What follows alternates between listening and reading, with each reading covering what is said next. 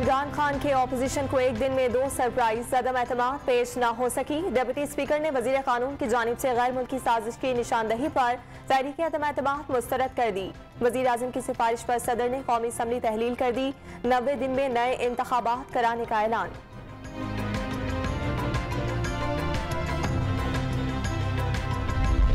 Supreme court में मौजूदा सूरत हाल पर समाअत कल तक मुलतवी। स्पीकर की रूलिंग मुअत्तल करने की दरख्वास्त मुस्तरद। तमाम सियासी और रियासती हुकाम कोई गैर कानूनी इकदाम न उठाएं।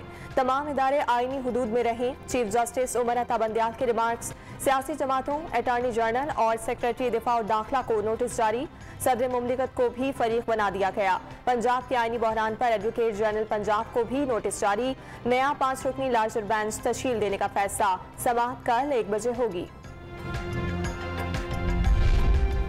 आम इंतखाबात के मुतालबे पर PDM का रद्द अमल हैरान कुन। साजिश का हिस्सा बनने से बेहतर है आम इंतखाबात कबूल कर लिए जाएं। वजीर आज़म इमरान खान का मशवरा।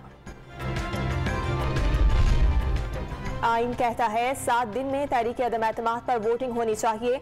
अलीम खान और जहांगीर तरीन ग्रुप अपोजिशन के साथ खड़े हैं। हमजा शहबाज का वजारत आला के लिए नंबर पूरे होने का दावा।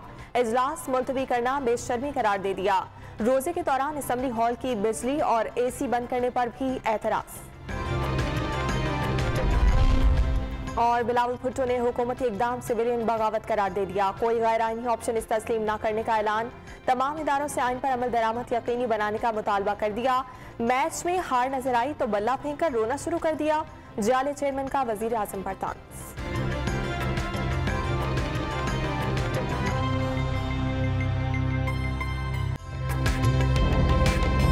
ताज़ा तरीन वीडियोस के लिए हमारा YouTube चैनल सब्सक्राइब करके बेल आइकन प्रेस करिए ताकि आपको मिले हर अपडेट सबसे पहले।